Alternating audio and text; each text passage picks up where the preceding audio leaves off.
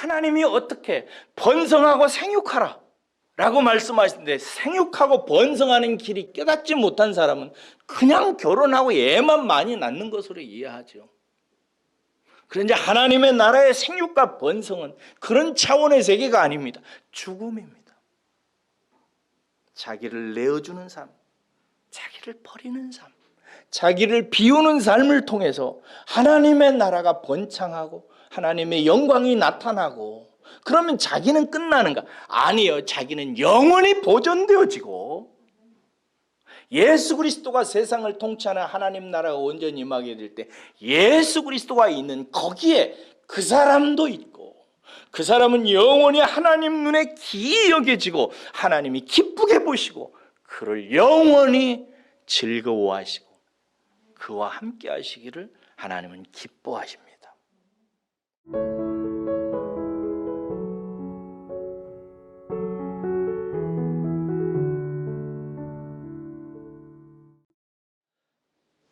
제가 어렸을 때요, 마음속에 가지고 있었던 의문 중에 제법 중요한 게 한 개 있었어요. 그게 뭐냐면, 왜 좋은 것은 어렵고 나쁜 것은 쉬울까 하는 것이었어요.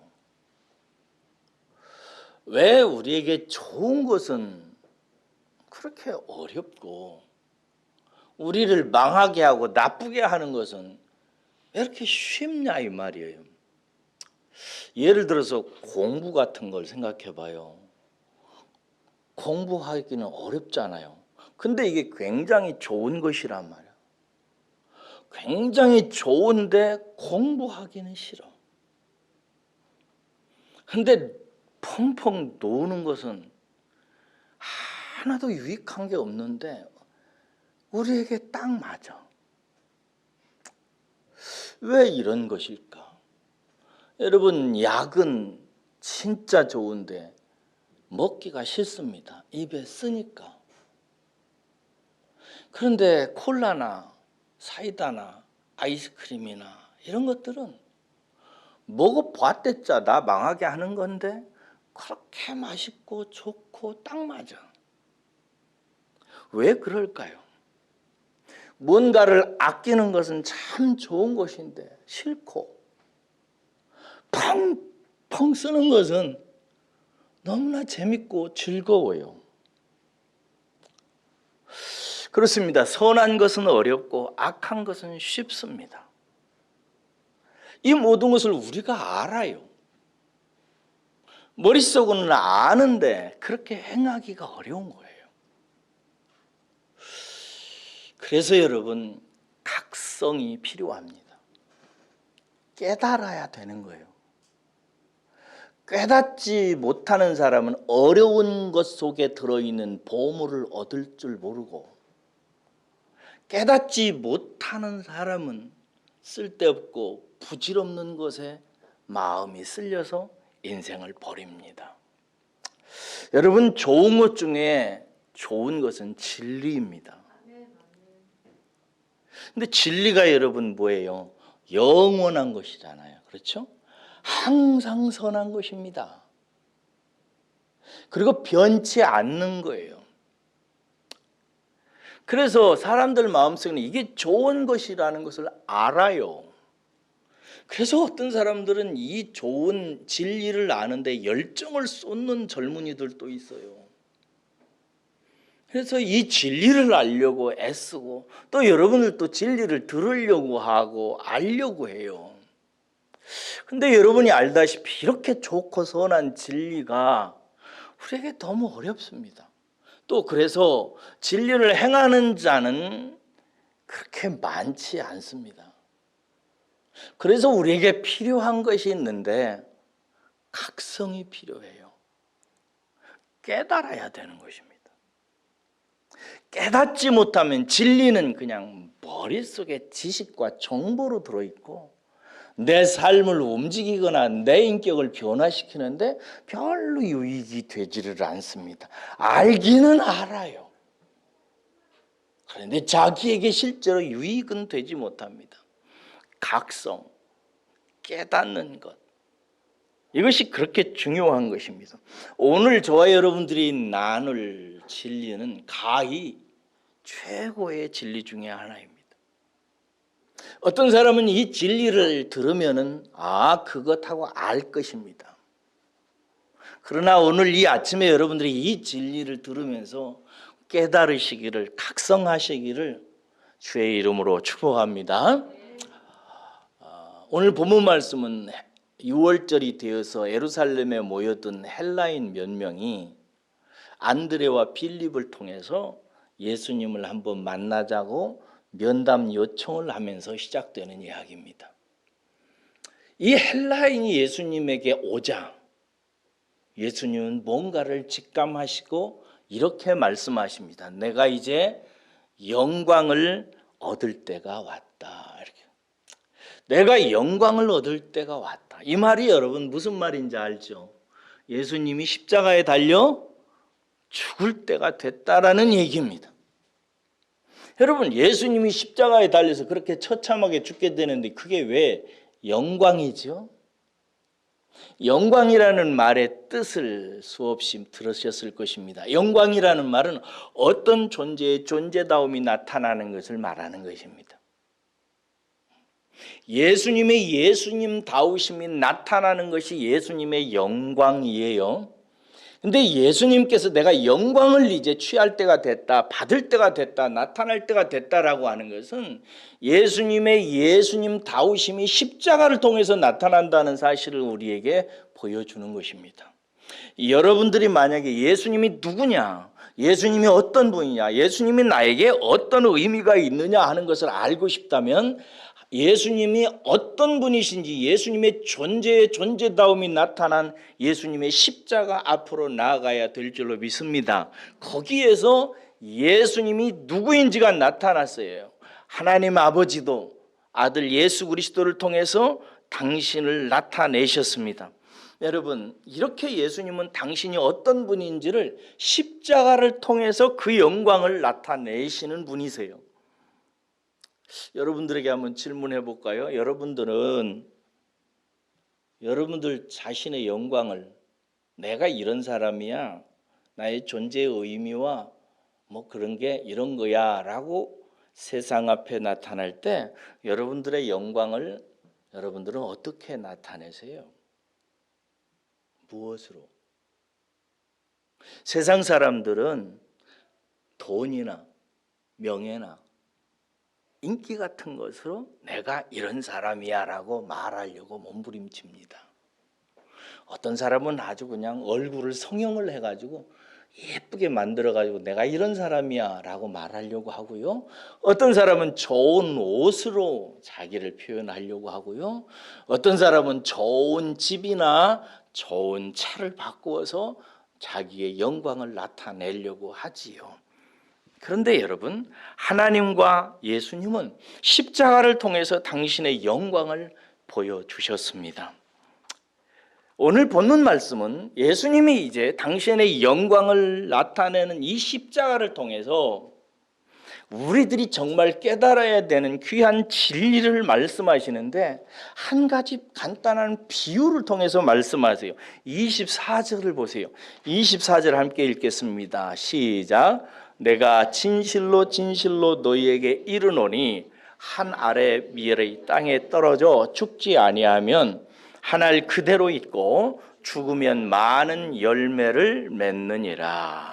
여러분, 이 말씀이 어떤 존재의, 어떤 사람의, 특히 예수님의 영광을 나타내는 비밀을 담고 있는 비유입니다.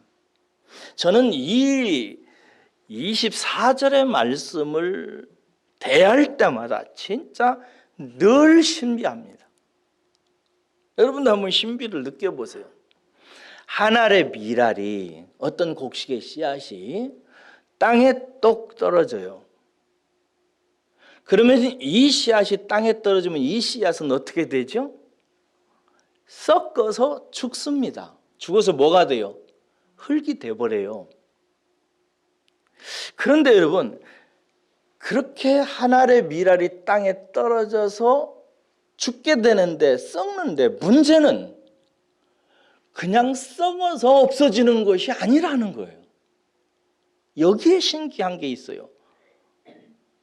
땅에 떨어져 없어지는 것이 아니라 땅에 떨어져 썩으면은 그 썩은 미라를 자양분으로 삼아서 생명의 원리로 삼아서 생명의 DNA를 받고 다른 생명들이 거기에서 나오는 거예요.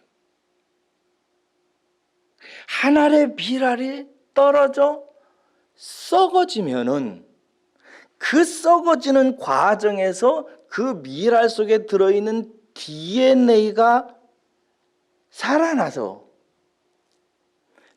다른 생명체, 비슷한 생명체, 동일한 생물을 만들어내는데 그 생물의 자양분이 되어져서 이 썩어진 것이 자양분이 되어져서 그 생명체들을 많이 만들어내는 거예요. 이렇게 죽음이 만들어낸 결과가 온 세상을 아름답게 합니다. 여러분, 세상의 꽃과 나무와 풀과 모든 것들이 다 그렇게 만들어집니다. 씨가 떨어져서 죽어서 만들어내는 세계가 하나님의 놀라운 생명의 세계예요. 죽음이란 그냥 끝나는 게 아니라 하나님의 놀라운 영광을 나타내는 생명의 세계를 만들어내는 우주의 잔치를 만들어내는 원리로 우리에게 다가오는 거예요. 이 비유를 통해서 예수님께서는 온 세상을 아름답게 하는 진리의 인생을 설명해요. 이렇게 한 알의 미랄이 땅에 떨어져 죽어서 같은 DNA를 썩은 미랄의 자양분이 공급되어짐으로 말미암아 세상을 아름답게 나타내듯이 인생도 누군가 자기를 희생하면, 누군가 무언가에 대해서 자기가 죽으면, 죽을 때 그 속에서 뭐가 나냐면 죽는 그 사람의 DNA가 나오는데, 그 DNA는, 구원받은 사람의 DNA는 그 속에서 하나님의 영광이 나오는 거예요. 하나님의 영광이 나와서 그 하나님의 영광을 자양분으로 삼아서 다른 사람들이 막 나오게 되는데 그게 많은 열매로 나타나게 되는 거예요. 자기가 죽으면 절대로 그것으로 끝나지 않고 많은 열매를 내고 온 세상을 하나님의 영광으로 충만하게 만들어낸다는 것이 하나님이 예수 그리스도의 십자가를 통해서 보이신 비밀이고, 예수님이 자기가 이제 십자가를 통해서 자기의 영광을 나타내서 세상을 아름답게 만드는 일을 시작하면서 하나의 미랄을 비유로 들어서 아주 지극히 작은 미물을 재료 삼아가지고 인생이 하나님의 영광을 드러내고 자기 속에 들어있는 예수 그리스도의 DNA를 통해서 수많은 생명으로 하나님 나라를 창성하게 만들어내는 비결에 대해서 말씀하고 있는 거예요. 죽음이 기독교의 핵심 교리예요. 죽음은 사는 것, 생명, 영생을 말하지만, 그러나 생명, 사는 것, 영생, 영원한 모든 것들은 죽음을 통해서 만들어져요. 그래서 성도가 깨달아야 되는 것은 뭐냐? 성도가 자기 자신의 영광을 나타내는 방식을 알아야 되는 거예요. 내가 나다움을 나타내는 방법이 뭔가? 나를 통해서 하나님의 영광이 나타나는 비결의 길이 뭔가? 나를 통해서 하나님이 지으신 하나님 나라 세계 속에 예수 그리스도의 DNA로 말미암아 생명들이 창궐하게 되고 하나님께 영광이 되는 아름다운 천국을 만들어지는 비결이 내 속에서는 어떻게 구현되어져야 되는가? 이 부분에 대해 성도가 깨달아야 돼. 그것은 뭐냐면 자기가 죽는 것입니다. 여러분, 자기 죽음이란 뭘까요? 죽음이라는 단어의 뜻을 다시 생각해 보세요. 죽음은 무슨 뜻을 가지고 있어요? 상관없다, 끊어졌다, 그런 뜻을 갖고 있다고 그랬죠. 우리가 죽음을 하나님께서 분명히 우리에게 알려주기 위해서 우리가 살다가 죽는데, 죽음이란 내 육체와 내 육체 안에 거하는 영적인 내 자아가 서로 분리되는 현상이라고요. 이게 죽음이에요. 우리는 다 그렇게 육체의 죽음을 맞게 되고, 이 죽음을 통해서 나중에 영원한 사망을 실제 이제 부딪히게 됩니다. 근데 이 죽음은 나라고 하는 영적 자아와 이 영적 자아의 집인 내 몸하고의 이별 사건이란 말이에요. 끊어지는 거예요. 관계 없어지는 거예요. 그런데 영적인 측면에서 자기 죽음이란 뭔가, 자기 죽음의 삶은 무슨 뜻이냐면 자기의 삶이 자기와 상관없어지는 거예요. 자기의 모든 노력이 자기를 위한 노력이 아니라 남을 위한 노력이 되는 거예요. 자기를 사랑하지 않고 다른 사람을 사랑하는 거예요. 무슨 일을 하든지 간에 그 이익과 유익을 자기와 연결시키지 아니하고 하나님과 교회와 다른 사람과 연결시키는 거예요. 이게 자기 죽음이에요. 그러므로 이 자기 죽음의 삶을 사는 사람은 무슨 뜻이냐면 자기를 잃어버리는 거예요. 세상은 자기를 찾으려고 하지만 예수 그리스도 안에서 거듭난 사람은 미랄의 비유를 통해서 예수님께 하시는 말씀을, 이 말씀을 들어야 돼요. 우리는 내 자신을 잃어버려야 됩니다. 저는 여러분들을 주 예수 그리스도의 이름으로 진심으로 축복하며 이 진리를 전합니다. 반드시 여러분들을 잃어버리시기를 주의 이름으로 축원합니다. 잃어버리는 길을 찾아야 돼요. 이렇게 자기 죽음으로 자기를 잃어버리면 결과가 어떻게 나는가? 25절에서 26절 보세요. 25절에서 26절 읽겠습니다. 시작. 자기의 생명을 사랑하는 자는 잃어버릴 것이요, 이 세상에서 자기의 생명을 미워하는 자는 영생하도록 보존되리라. 사람이 나를 섬기려면 나를 따르라. 나 있는 곳에 나를 섬기는 자도 거기 있으리니 사람이 나를 섬기면 내 아버지께서 그를 귀히 여기시리라. 여러분, 자기를 잃어버리면 자기 죽음의 삶을 살아가면서, 사도 바울도 그렇잖아요. 나는 매일 죽노라. 자기를 잃어버리는 삶을 계속해서 나는 도전하고 있다.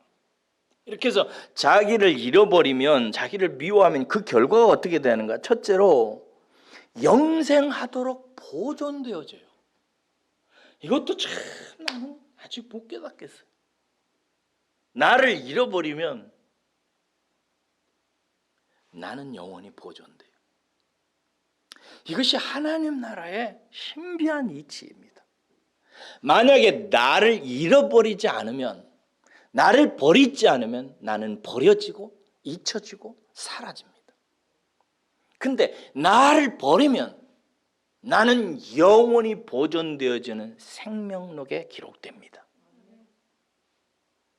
두 번째로, 내가 버려지면, 나를 잃으면 죽은 나 속에 들어있는 예수 그리스도의 DNA로 말미암아 많은 열매가 만들어지기 시작해요. 이게 죽음의 두 번째 유익이에요. 세 번째는 뭐냐면은 나를 따르면 그도 거기 있으리라. 이게 예수님이 십자가로 이제 죽으시러 가잖아요. 죽음의 길로 간단 말이에요. 자기를 잃어버리는 길로 가게 되는데, 이런 예수님의 뒤를 따르면 나를 따른 그 사람도 거기 있으리라. 거기는 뭐냐면 하나님 나라를 말하거든요. 예수를 본받아 산 사람은 미래에, 나중에 예수의 영광의 자리에 참여하게 된다는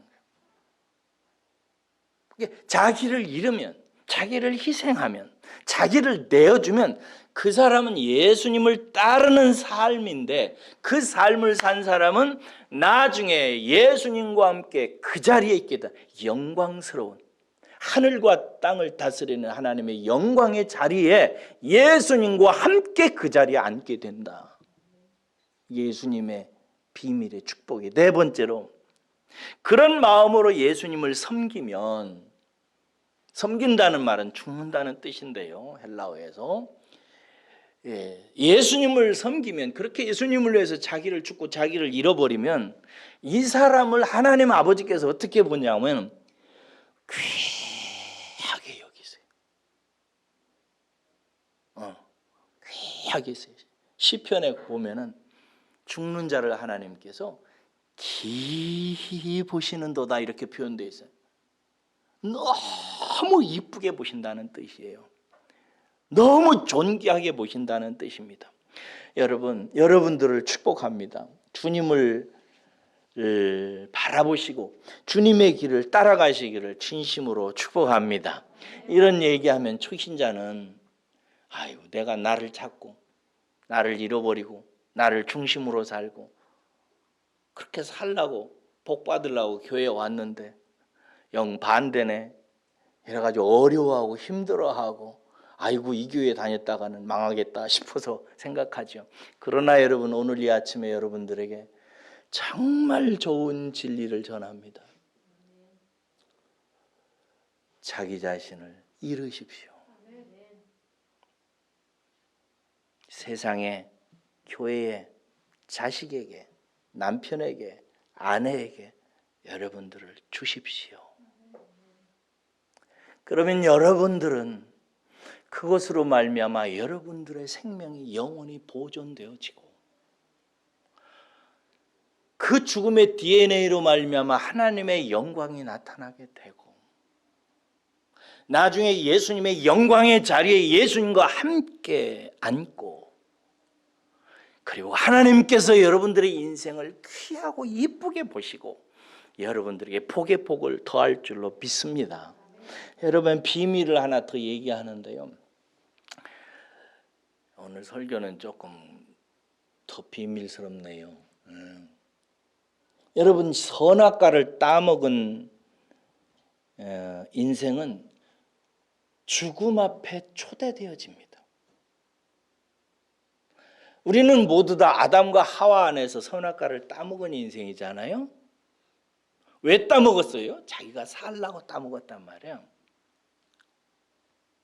자기가 살라고 따먹은 그 인생이 죽자 그 인생 속에서 못된 DNA가 나오게 되는데 하나님께서는 그 죽음을 통해서 우리에게 놀라운 은혜를 베풀어 주셨는데 뭐냐면 우리 앞에 죽음을 놓고 경영하세요.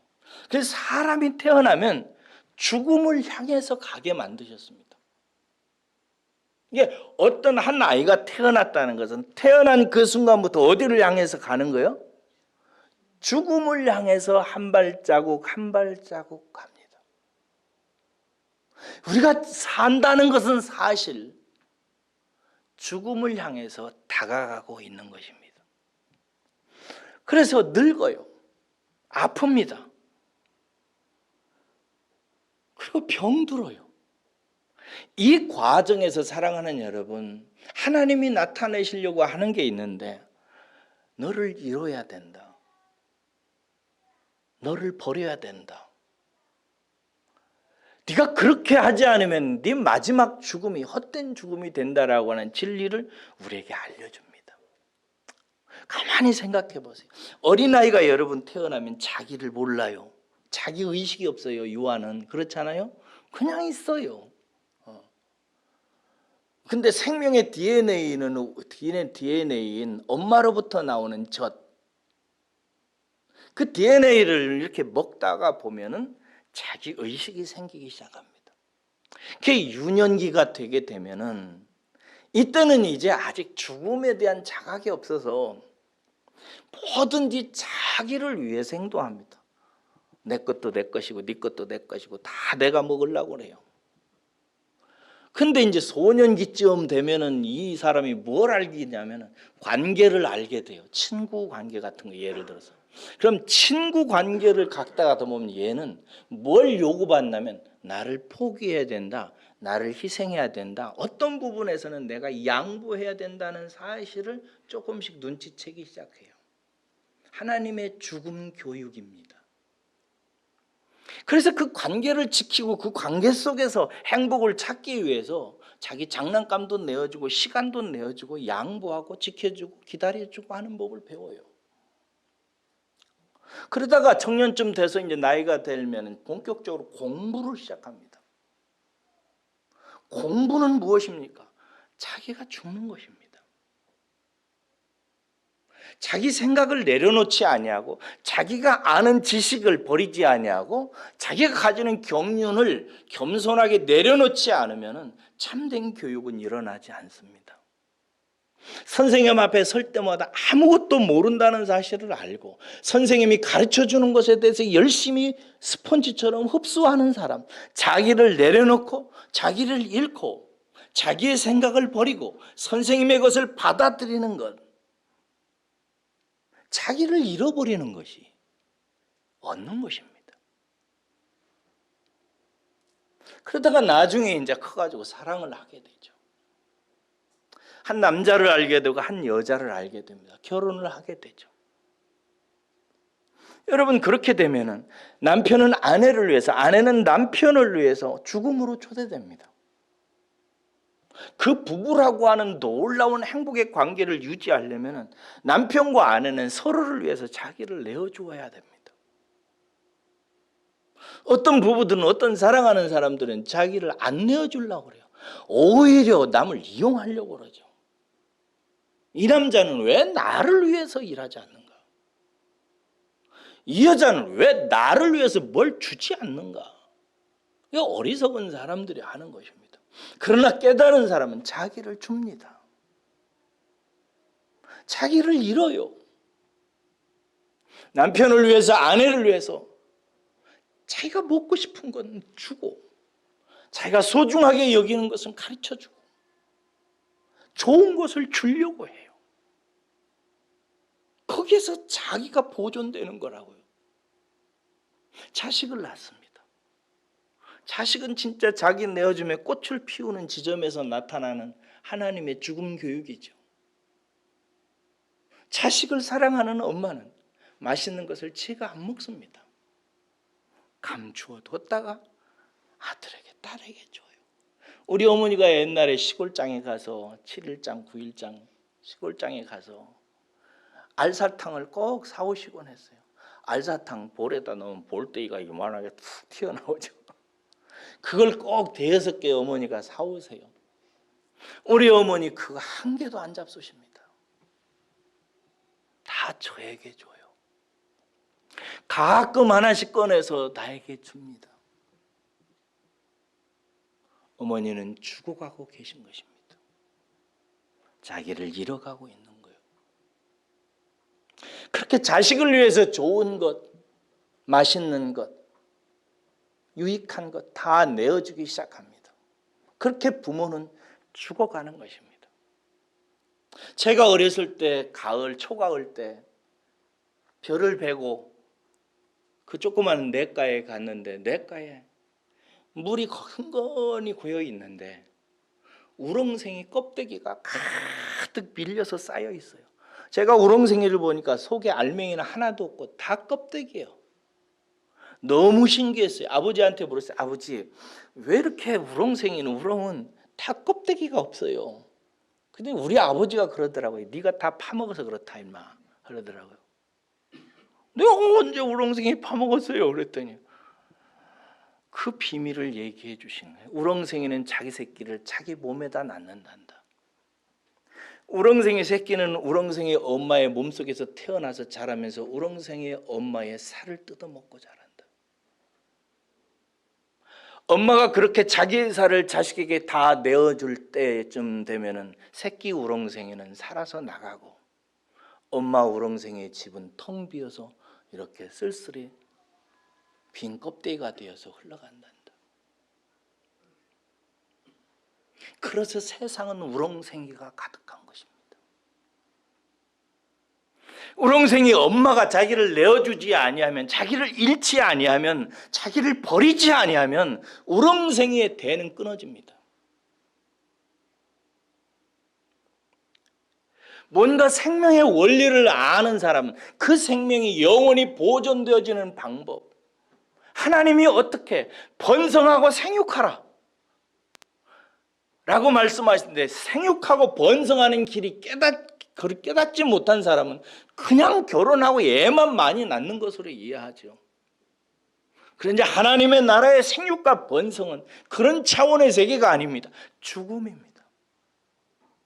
자기를 내어주는 삶, 자기를 버리는 삶, 자기를 비우는 삶을 통해서 하나님의 나라가 번창하고 하나님의 영광이 나타나고, 그러면 자기는 끝나는가? 아니요. 자기는 영원히 보존되어지고, 예수 그리스도가 세상을 통치하는 하나님 나라가 온전히 임하게 될 때 예수 그리스도가 있는 거기에 그 사람도 있고, 그 사람은 영원히 하나님 눈에 기이 여겨지고 하나님이 기쁘게 보시고 그를 영원히 즐거워하시고 그와 함께 하시기를 하나님은 기뻐하십니다. 조금 이 깨달음과 원리가 마음에 오셨는지 모르겠어요. 그런데 여러분, 이 진리의 삶의 문제는 너무 어렵다는 게 문제입니다. 어려운 정도가 아니에요. 이 비유를 말씀하시고 오늘 본문 말씀에서 제가 다시 읽다가 눈에 쏙 들어오는 부분이 있어요. 27절 보세요. 지금 내 마음이 괴로우니 무슨 말을 하리요. 예수님이 한 알의 밀알이 되어져 가지고 이제 땅에 떨어지는 시점이 왔죠. 6월절에 이제 예수님이 죽어요. 그래서 자기의 영광을 나타냅니다. 자기가 누구인지를 나타내는데요. 어떻게 나타내? 십자가를 통해서 사람들에게 자기를 내어주는 거란 말이에요. 자기를 잃어버리는 일을 이제 시작하려고 하는 거예요. 그런데 이 일을 하면 예수님은 영원히 보존되어지고 영광의 자리에 앉게 되고 하나님께서 영원히 그를 기뻐하십니다. 그런데 오늘 본문 말씀은 그 일을 앞에다 놓고 27절에 지금 내 마음이 괴로우니 무슨 말을 하리요? 라고 얘기해요. 여기서 내 마음이 괴로우니 이 헬라어 말을 찾으니까 이렇게 되어 있어요. 내 영혼이 뒤흔들리고 있다. 내 영혼이 요동치고 있다. 막 영혼이 격동을 일으키고 요동치고 지금 막 모든 것이 막 다 흔들리는 거예요. 자기 자신을 내어주려고 하니까. 그러면서 무슨 말을 하리요? 이렇게 되어 있는다. 할 말이 없다는 말인데 극한적인 공포 표현입니다. 나는 내 영혼이 흔들리고 내 마음이 요동치고 있다. 너무 두렵다. 너무 무섭다. 이렇게 얘기해요. 그래서 예수님은 어떻게 하시죠? 27절 중반절에 보면은 아버지요, 나를 구원하여 이때를 면하게 하여 주옵소서. 이렇게. 아버지, 나를 이 죽음의 길에서 끄집어내셔서 이때를 지나가게 해주십시오. 이렇게 기도해요. 얼마나 공포스러우면 그렇게. 나중에 예수님께서 이제 죽으시기 전날 겟세마네 동산에서 올라가서 기도할 때도 똑같은 기도하죠. 아버지요, 하실 수만 있으면 이 잔을 내게서 지나가게 해주십시오. 라고 예수님이 기도해요. 여러분, 할 수만 있으면 이 잔이 내게서 지나가게 해달라고 기도하는 이 예수님의 기도 속에서 우리는 공포를 느낍니다. 두려워요. 무서워요. 내가 나를 내어주는 것, 남을 위해서 산다는 것, 내 자리를 비워내고 내게 맡겨진 내 관계 속에 있는 사람들을 위해서 내가 알고 있는 지식, 내가 가지고 있는 돈, 내가 가지고 있는 실력, 재능을 내어준다는 것은 뭐 크기에 따라서 차이가 있지만 예수님처럼 막 그렇게 엄청나진 않지만 그러나 본질적으로 슬픈 것이고 아픈 것이고 영혼이 흔들리는 것이고 공포스러운 것입니다. 제가 30대 초반에 30살 때 예수님을 만났어요. 여러분 예수님을 만나는 경험을 하신 분들 계시죠? 그게 어떻던가요? 되게 기쁩니다. 그냥 가만히 있어도 예수님이 내 안에서 막 속삭이세요. 이게 귀로 들리는 것이 아니라 그냥 그 영적인 느낌과 감격과 좋음으로 내 속에서 예수님하고 나의 교제가 막 일어나는 거예요. 그래서 그러면 하루 종일 나는 제 방에서 성경 읽다가 찬송 읽다가 울다가 막 이러면서 지냈어요. 한 달 동안을. 그때 진짜 좋아했던 찬송이 있는데 499장이에요. 저 장미꽃 위에 이슬 아직 맺혀 있는 이때에 귀에 은은히 소리 들리니 주 음성 분명하다. 어떤 시인이 밤새 주님과 교제를 해요. 그 밤새 장미꽃 위에 이슬이 쏟아져요.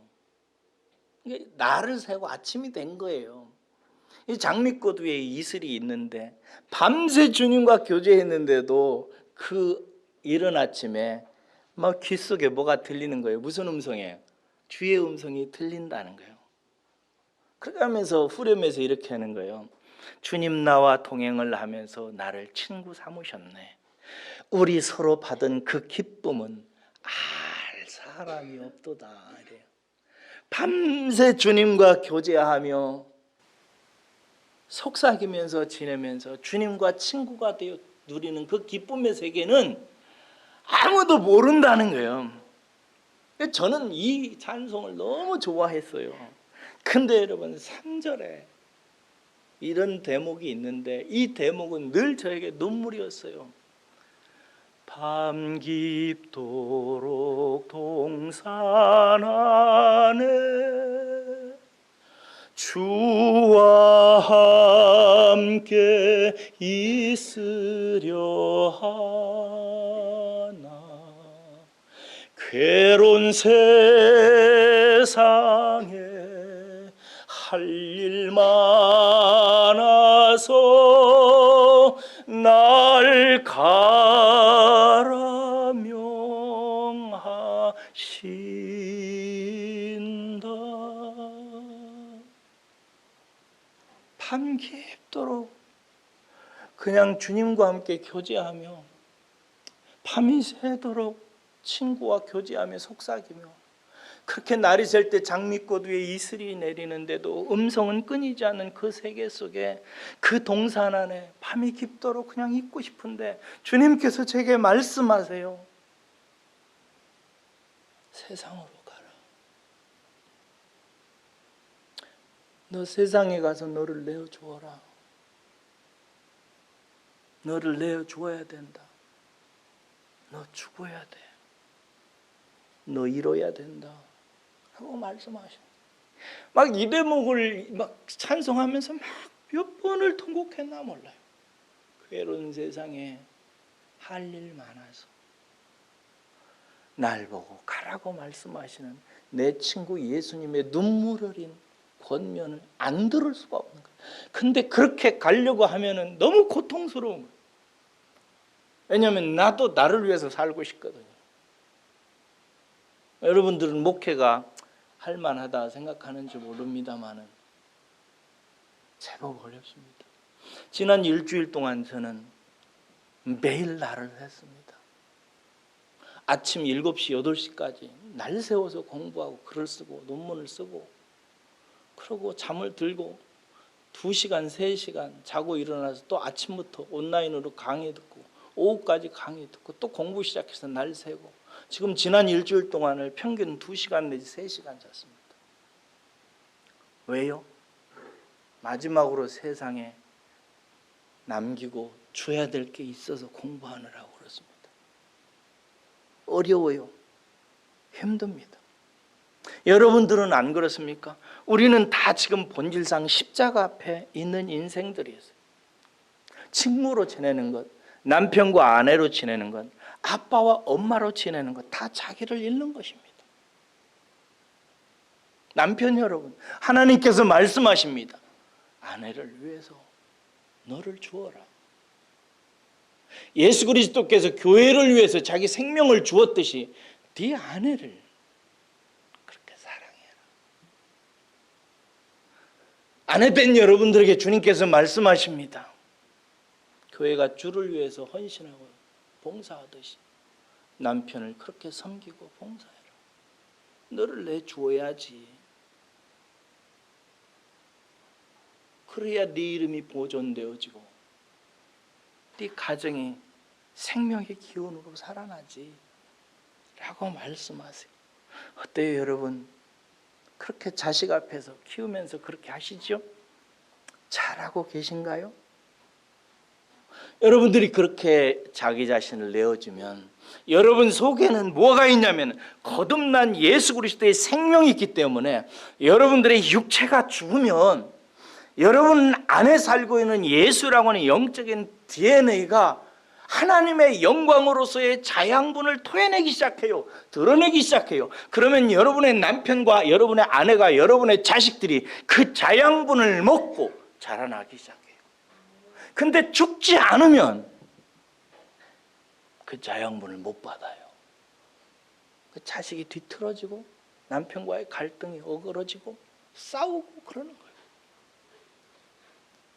그래서 어떤 사람은 이것을 감사함으로 이 각성을 갖고 이 부분에서 깨달음을 갖고 이 부분에서 가기를 원하고 이 가치, 이 놀라운 영광의 길로 나도 가야지라고 생각하고 성령님 붙들고 나를 그 길로 데려가 주십시오.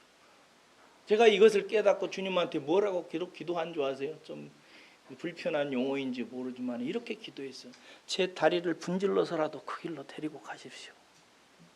하나님이 영원 전부터 저를 위해서 예비한 복이 있다면 하나도 포기하지 마시고 그 길로 반드시 저를 데리고 가 주십시오. 내가 안 가겠다고 몸부림쳐도 데리고 가십시오. 주저앉거든 다리를 분질러서라도 끌고 가십시오. 그렇게 기도했던 적이 있어요. 근데 어떤 사람은 안 가려고 해요. 내 인생은 나의 것, 내 인생은 나의 것, 이딴 소리나 부르면서 자기를 위한 삶을 살아요. 사랑하는 여러분, 이 부분에서 어느 날 깊은 기도와 묵상을 겪은 후에 이렇게 말씀하세요. 27절 하반절 보세요. 예수님이 이렇게 말씀하십니다. 그러나 내가 이를 위하여 이때에 왔나이다. 아버지께 피하게 해달라고 기도한 후에 주님은 결국 이렇게 말합니다. 그러나 내 마음은 공포와 두려움과 영혼이 혼란스러워서 지금 두렵습니다마는 그렇지만 내가 이것을 위해서 이때 이 세상에 왔습니다. 28절 상반절 보세요. 아버지여 아버지의 이름을 영광스럽게 하여 주옵소서. 내 십자가를 통해서 아버지의 아버지다우심이 영광스럽게 나타나게 되기를 원합니다. 그렇게 도와주십시오 라고 얘기를 합니다. 그러자 아버지께서 말씀하시기를 이미 그렇게 영광을 받았고 앞으로도 영광을 받을 것이다.